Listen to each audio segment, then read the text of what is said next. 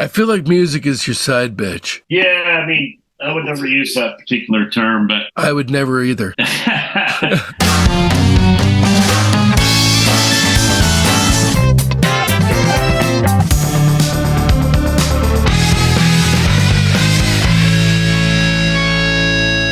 Welcome to Discograffiti, the podcast that gives Gen X music maniacs a chance to smell like teen spirit again by connecting with a brotherhood obsessed with rating the entire discography of every single artist and band that ever mattered.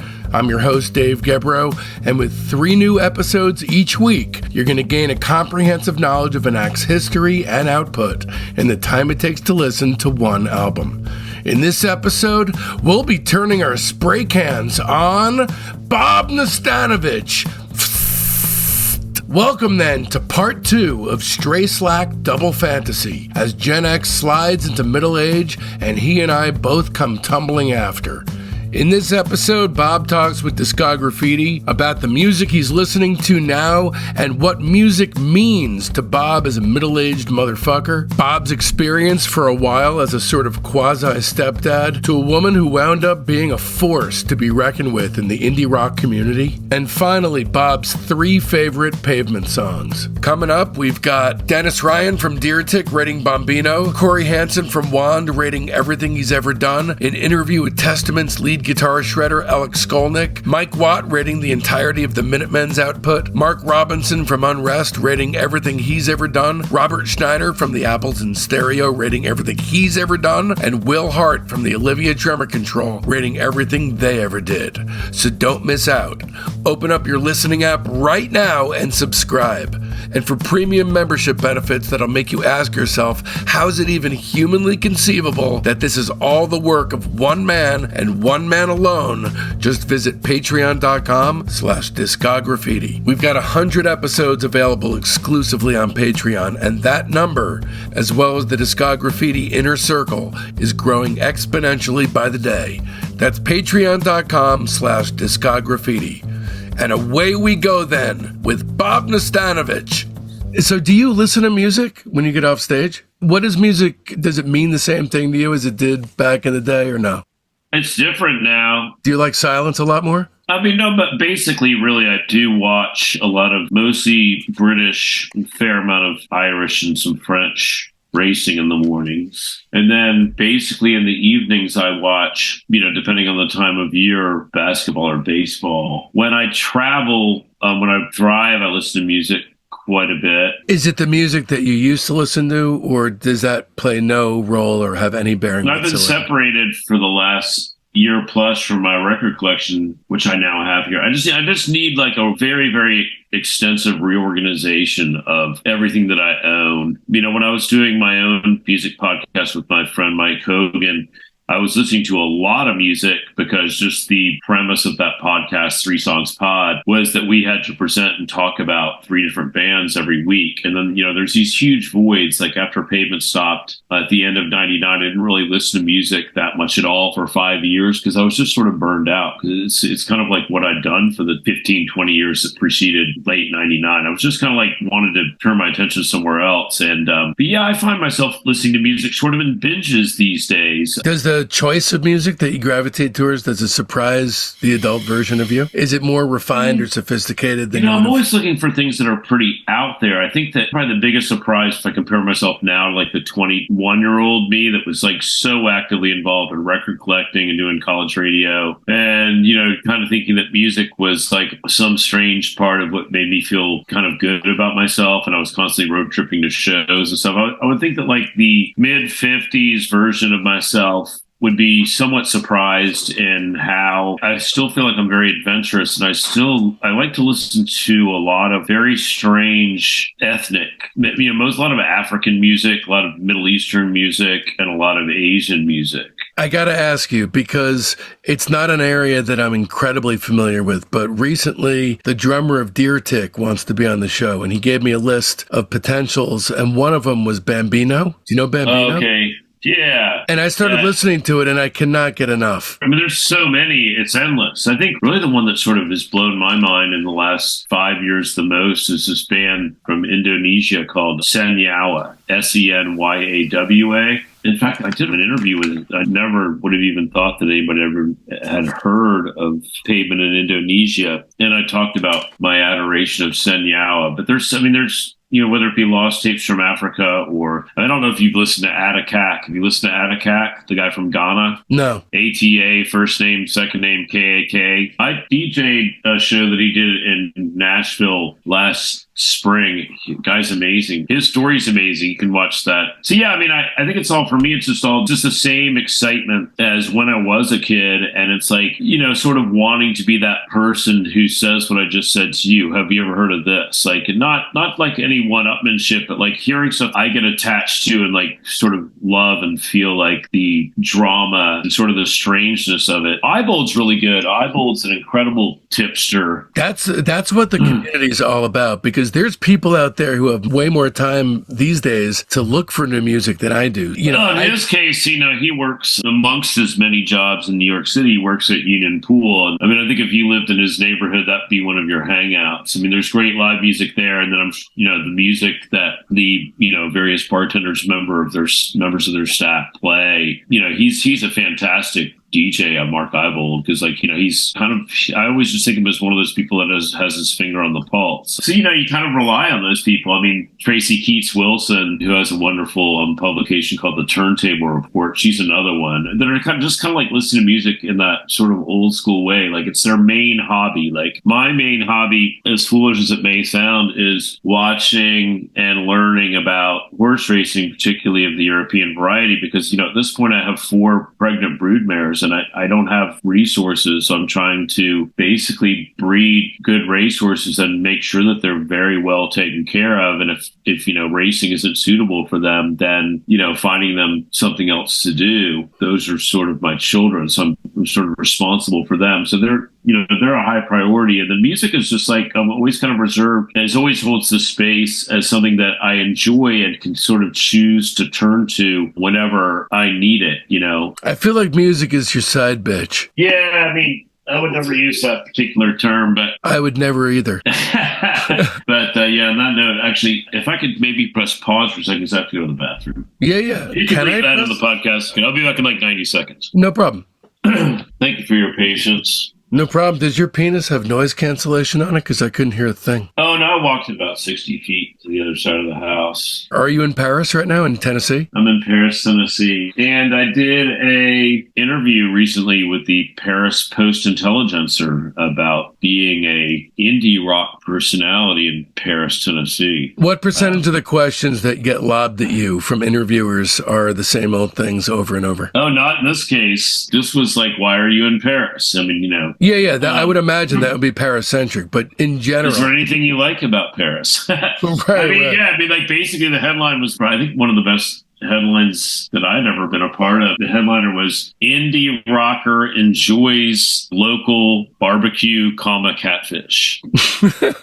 I love that they felt the need to extend it with the catfish. So anybody reading the article would have been like, A, what is an indie rocker? Because nobody reads the PPI. I would say like less than 5% knows what an indie rocker is. So they're like, who's this guy? So then my friend was in a liquor store a few days later, and he walked in and they were playing Pavement really loudly in the liquor store. And my friend was like, whoa, like, who's playing this? Like, this is my friend's band. And the guy said, I just read the article in the Paris Post. I like the way it's called the Post Intelligencer, like we were formerly intelligent.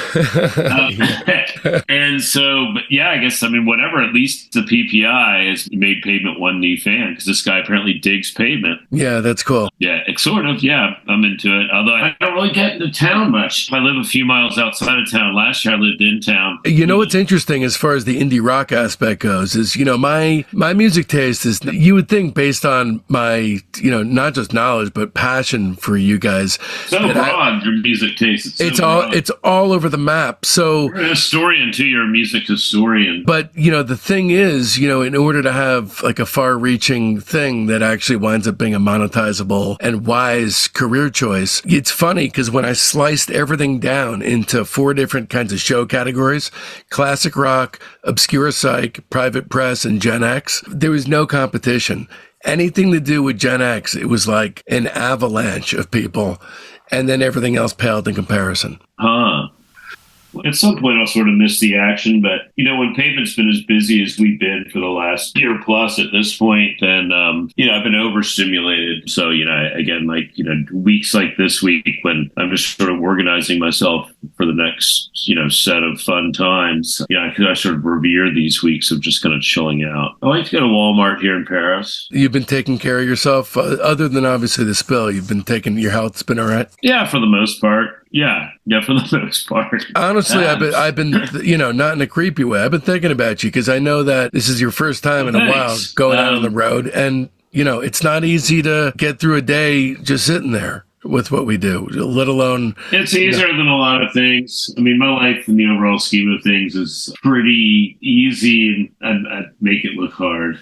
You also underplay being a type 1 diabetic. Yeah, I mean, that's something that you just sort of are used to. I don't really, it's hard to imagine what it's like to be on the other side. I mean, I do sort of envy those that get to wildly overindulge in ice cream treats. No shit. But, c'est la vie. I mean, that's just the way it is. I mean, I think in the overall scheme of things, it's just like diabetes. Most people can't really look at you and be like, that person must suffer from diabetes. I mean, so you just sort of... Well, the type 1s. Deal with it. You deal. Do you have your national park card? In my life, I have had national park cards, yes. Okay. A lot of type 1s don't know that you... Why do you ask? Because it's literally the only perk of being a type 1 diabetic is we can get into any national park free of charge for the rest of our lives. Oh, I didn't know that. Thanks for the tip. You're welcome. I'm going to crack open You're good at the tips. You know a lot of stuff I don't know. Know a lot of stuff. How long each side of Metal Machine music. I mean, stuff you really wouldn't be that interested in. That's what obsession will drive you mad. Hi, I'm Dave Gebrow. I threw my career as a licensed hearing instrument specialist in the trash, sold my house, and moved to the East Coast with my wife and 4-year-old son in order to focus on making the ultimate podcast for music obsessives thrive. Now I need your help. Although Discograffiti is rated in the top 2% of all podcasts globally, the economics of this thing are tricky. My monthly income at the moment totals a whopping $760. Becoming a member of Discograffiti's Patreon gives you access to over 100 more episodes, and moving forward, you'll get up to 3 shows a week. There's the main show every Friday, Wednesday's brand new series, The Top 10, and Monday's wildcard episode, which could be anything from interview bonus material, our buried treasure show, Rock Cousteau, our slag off show, Queasy Listening, and exclusive limited series like The Private Press with Paul Major. And if you've got no financial worries to speak of, keep in mind that some of the higher Patreon tiers allow you to actually advertise on the show, choose the bands we cover, or even some of the guests we get. For the price of a cup of coffee a week, you can ensure my family's fed, build a music library that'll be the envy of your block, and connect to a thriving community of music maniacs all at the same time. Don't risk feeling badly about yourself by not giving. Patreon.com/Discograffiti. Once again, that's Patreon.com/Discograffiti. And now back to our expertly crafted program. The thing is, I wanted to legitimize knowing this stuff. Otherwise, it's going to sit there and collect dust until I pass away. So I got to legitimize. I just worry sometimes that your mind, just like if you say you invest in a phone and you get the 128 GBs and stuff, and then, eventually you fill all that memory or 64 or whatever. And then you have to get a new one, I guess, or like clean stuff out of your phone and that kind of thing. And I keep having these nightmares that my memory is full. And if I take in any new information, then I'm just going to automatically delete things that have happened. I love that Paul McCartney album title, Memory Almost Full. I always thought that was terribly cute. Yeah, no, I mean, that's a good title. I mean, I've had a very, very interesting and enjoyable life. It's been quite strange. And I just worry about certain monumental things that I forget, certain vital details. So, I mean, it is one of the troubling things about aging. Some people just don't care about the things that they forget, and then some people really do. And it's sort of the anxiety of forgetting certain things. And then, in my case, I've been so fortunate that so much has happened, whether it be in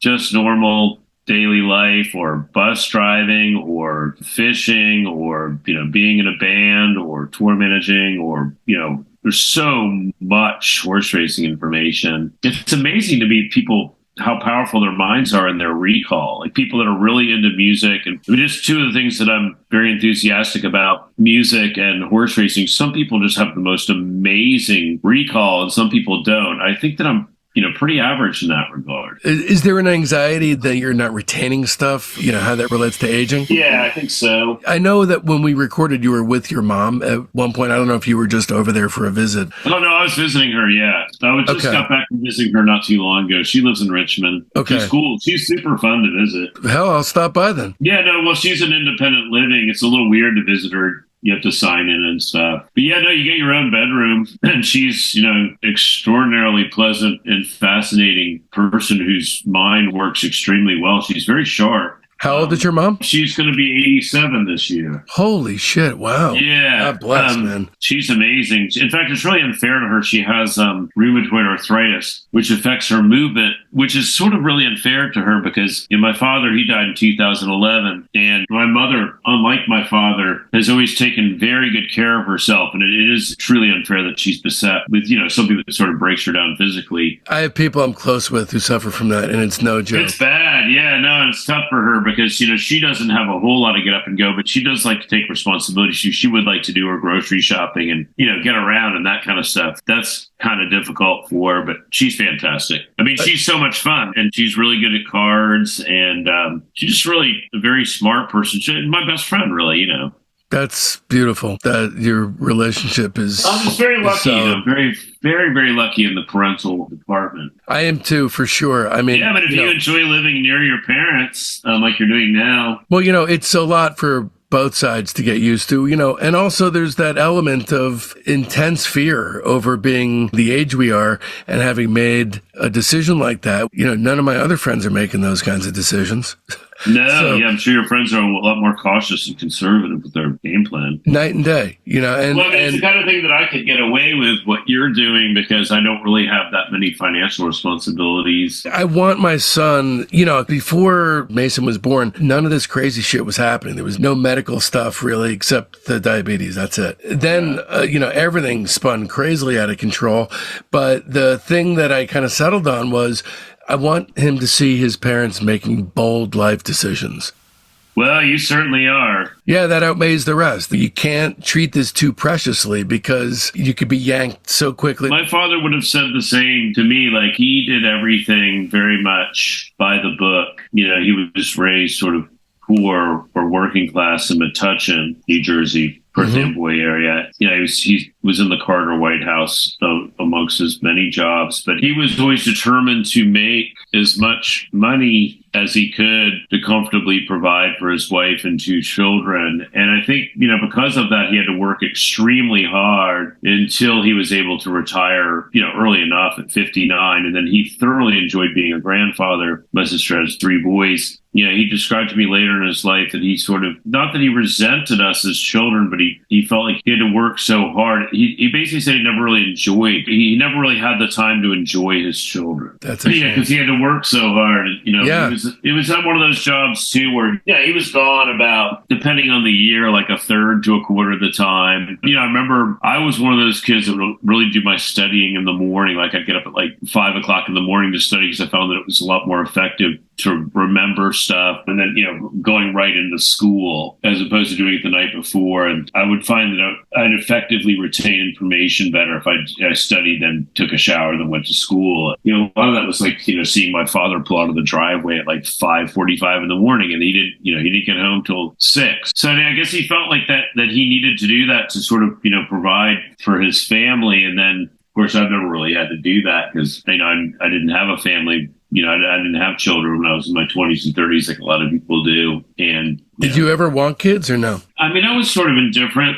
For one, I've never gotten anybody pregnant, so I've never really had to seriously worry about it. Forget worry about it. I'm talking about like a yearning plaintiveness for it. No. I've always been pretty indifferent. I've always felt like if I was in love with somebody and they got pregnant and wanted to have the child, that I would make the necessary adjustments and that I would do everything I could to be an excellent father. You would be a great dad, man, because I'm not trying to convince you of anything. Yeah, a lot of people have told me that before, but there was about 2 years in which I was with a woman who was a single mother of a girl who actually went on to become a very famous rock star. The band is called Cherry Glazer. Her name's Clementine Creevy. Oh, yeah. So when that child was like a year and a half till, I'd say maybe like 1 to 3, I went out with her mother, and that's the closest. I mean, I really was like a father figure a substantial part of the time for. So what was that like? 2 years. And to be honest, I wasn't very good at it. And then I kept sort of excusing myself. Well, there's different aspects of being that way. That you must have been good at some of those aspects. I mean, like, I let myself off the hook by saying, yeah, I was good at certain aspects, I think. I mean, like you wouldn't play. ask I mean, her. I'm sure she would have some mean words. No, because, I mean, the concept of play is not something you have to pretend, right? I mean, I enjoyed that, and I had fun with her. I mean, I think that I let myself off the hook by saying to myself, when things really bothered me and things became difficult, I'm guilty of saying to myself, maybe it's because it's not your actual child. Right. Maybe you're not good at it because it's not your actual child. But then other parts of me would be like, no, that's no excuse. Like maybe people have told you that you'd always be a good father, and maybe you just aren't cut out to be a father. So this sort of like, this lack of confidence I had in the idea of fatherhood really sort of peaked during that era. And from really the start of this millennium forward, it's just been a very low priority. So I would say like 90s me or even like 80s me, it would have been more like something that I would consider like sort of 50-50, like if I'm in the right situation, it sort of made sense. I've also never really been in a relationship with somebody that firmly and clearly wanted to have children. Right. In fact, I've been in a lot of relationships, a lot of long-term relationships that then ended, and then the guy that came after me became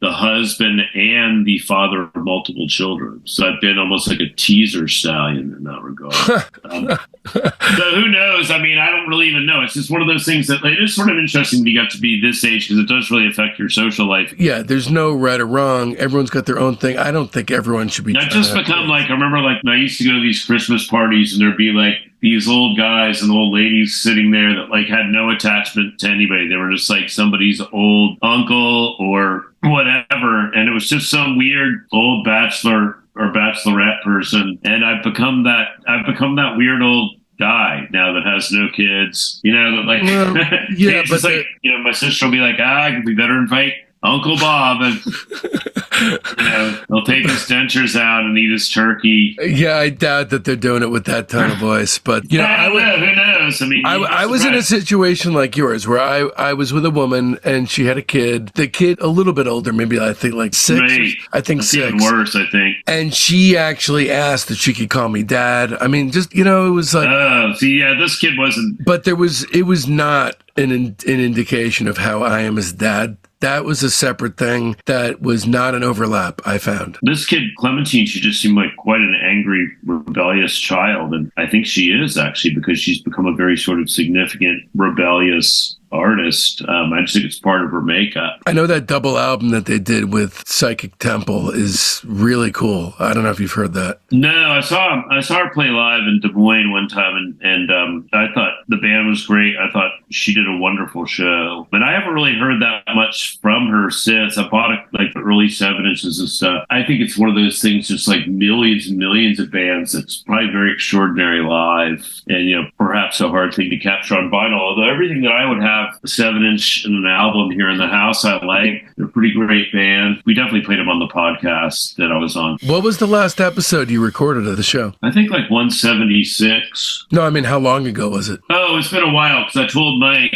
I think I came back and did one last summer, but like I kind of reiterated to him that I don't want to do it while I'm sort of actively touring because I don't really feel comfortable opining about other musical acts while I'm active. Just because I think it's sort of an important part of the show is being able to say if you don't like something. Like if he plays something that he's really excited about and I don't like it, then I don't really feel obligated to say I like it. I mean, I'm not going to maybe like tear it apart because I don't really do that. Usually if I don't like something, I just sort of like just don't like it. And nobody's correct when it comes to musical taste. I mean, like the most important thing is if you listen to music. I mean, some people have vastly different musical tastes, get along very well. And I was one of those immature people that didn't think that was the case when I was a teenager, really up until my early 20s. So I just told him I couldn't do it for a while. And then, also the other key thing is that, once you've played over 500 bands, it's hard to really... Are you going back to it? I don't know. You should come on this show, man, because if I showed you the numbers, you'd be like, holy fucking shit. I mean, Oh, I'm cool with anything. I mean, yeah, whatever. I mean, it's just one I know you don't care about that stuff. I don't care. I mean, I would like it if you succeeded just because I think that you're very determined and you really are going for it. And,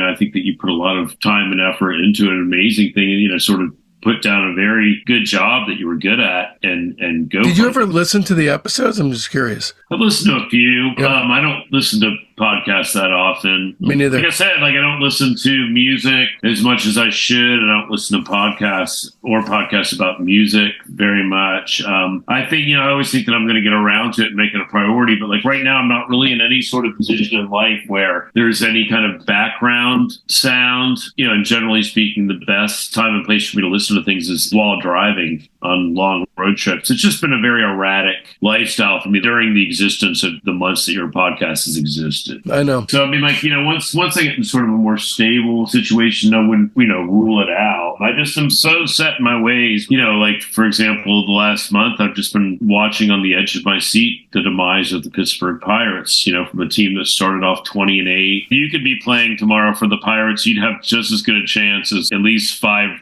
to 10 guys on the team of getting a hit. I'll tell you, my interest range is so attenuated. The sports, it's like almost a narcoleptic for me to even engage in a conversation. It's just amazing. I mean, it's such a great team to root for because we just never win. Yeah, it's like a Mets fan, right? Isn't that the curse of the Mets fan? No, Mets fans are completely spoiled. Are they really? That's not what I understand of it. They're just whiny.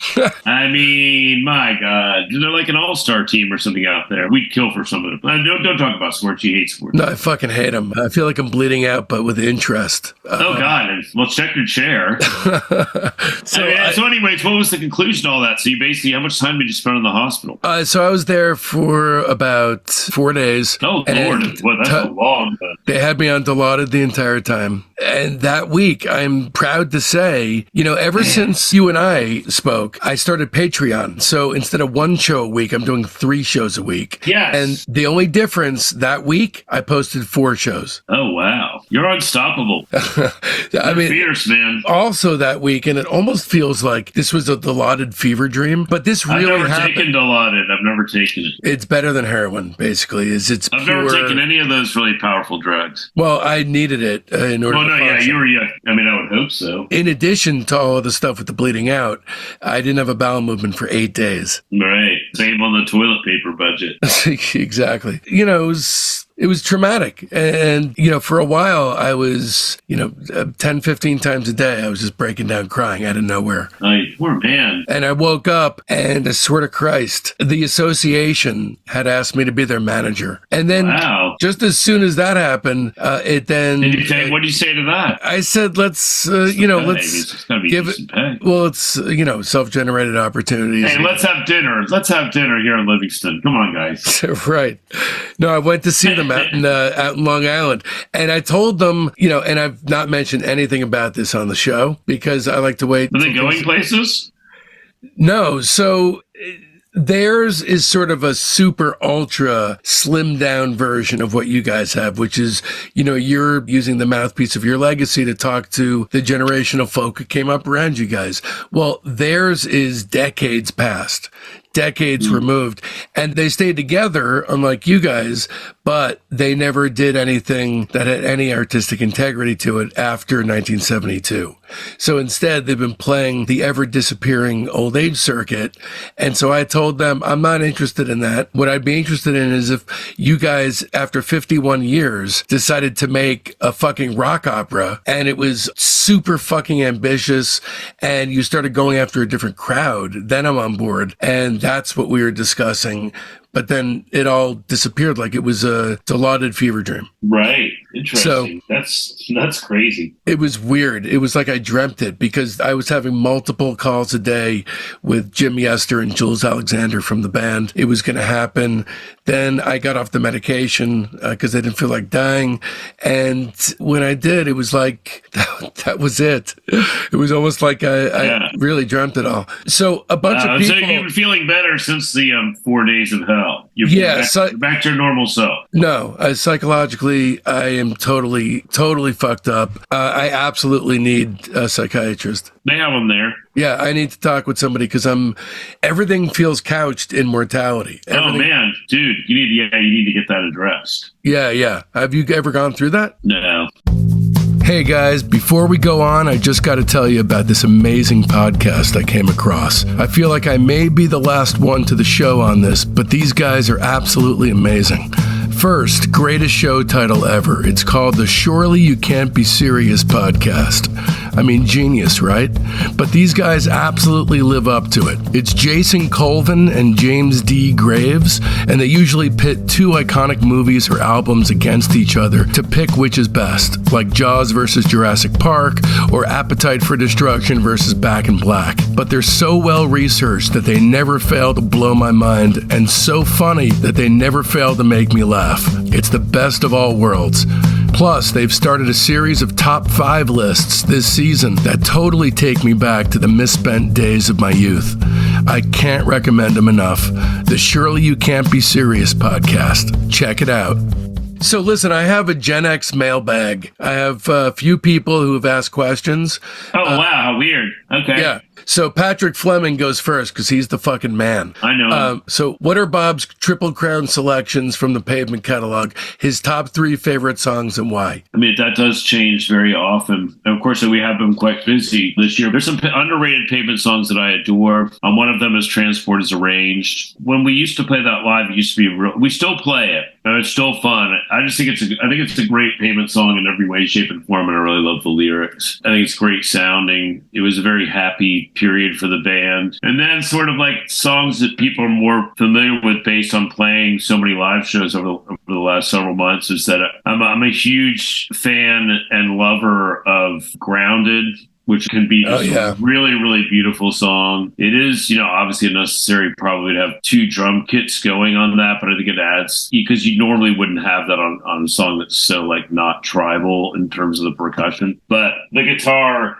that can just sound really beautiful live, and then and it has a kind of a dramatic feel, which is sort of like necessary in a live set that would include songs like Cut Your Hair and Stereo, and that are just kind of almost like frivolous and fun pop songs. And I would say that in the same category is Stop Breathing. I just feel like those are songs that we still play. We played Fillmore Jive this year, and it worked a few times. We played Half a Canyon a few times. I thought it actually went really well, but we didn't really play them enough. But there's a certain group of about 10 to 15, maybe 20 Pavement songs that actually have drama and have like a certain amount of power to them, at least when you're playing them. And I would like to hope that when you're seeing them live or listening to them, and that both Grounded and Stop Breathing are amazing that way. So it's a certain challenge, and so when they're executed well, they can sound really great and really pretty. And that's really sort of down to the composer and the guitar player. I know that Stephen in particular likes Stop Breathing, and that he's very pleased with the fact that his guitar part and tuning has been celebrated by a number of those like sort of podcast people that do those insane things tunings. They do those things on like tunings, and oh yeah. One guy I guess who's really famous, who's like really really good, featured Stop Breathing on a whole episode, and like Steven just seemed like he was a kid, had gotten like an Atari 2600. The best of the Ataris, man. Yeah, when he's 9 years old, you know what I mean? Like, yeah. Those three come to mind. There's not too many that I hate. Those are three great choices, man. I especially am a fan of Stop Breathing. That is a masterpiece. Yeah, no, that can be really pretty. We usually use it to end a concert or an encore. I just think if we get it right, it can be really good. Oh, I've seen you guys get it right a few times. Okay, the next question is actually from the admin of the amazing group Archers of Loaf de Zampano 90s Alternative Rock. I don't know that one. Yeah, it's a great group, and it's the most engaged group of any of those. You post something, one person likes it. I mean, I've seen people go nuts in there. Anyway, Daniel, whose group it is, asks, any chance we can get a deluxe edition of Westing by Musket and Sextant, maybe with a set of the early singles and EPs? Pretty please. First of all, I'm no fan of any of those reissue things. I think we certainly talked about that in the extensive payment thing, but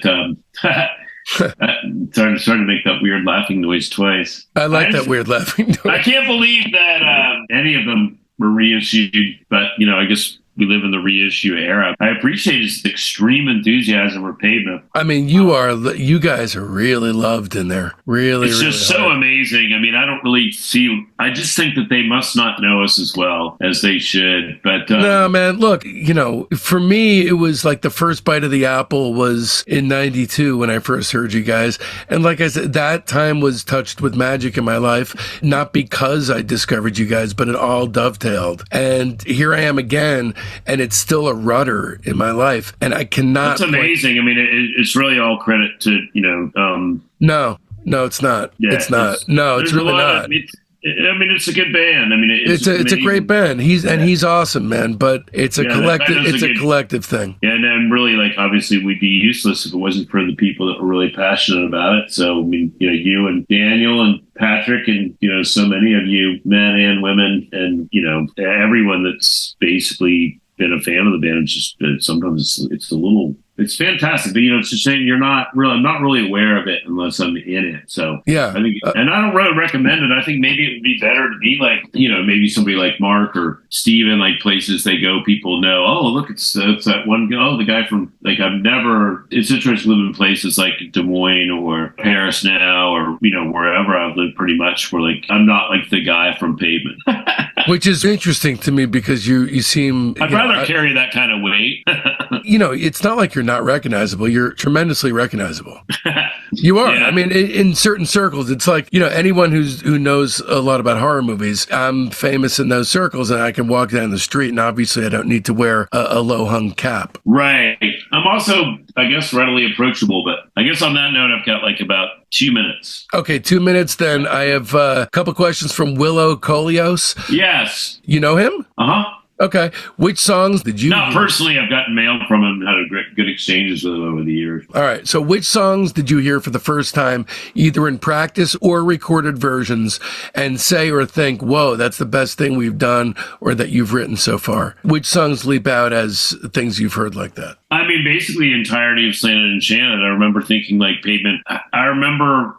as those tapes were circulating and I got my cassette and started, going tape to tape and making cassettes and sort of strategically sending them around to fanzines and record labels. I think that album, even with its flawed songs and, the production sounding very, like a garage 15 track in 1991, I was enthralled by that. And I realized that this Pavement thing is going to be more than just this, this fanzine culture thing where we play for small crowds. And I remember listening to it with my friends that were in a really interesting band called Francis Gum that I'd gone to school with, Eric Forrest, and we used to tour with them. And I just remember listening to that tape over and over again and being like, this is kind of going to change everything, not only for Pavement, but it's actually going to make its mark. It's definitely going to make its mark. So it was pretty exciting 6, 9, 12 months between hearing that cassette for the first time and just, I mean, it was almost like I had the same impression of, the first time I would have heard a record like Spiderland by Slint, which is,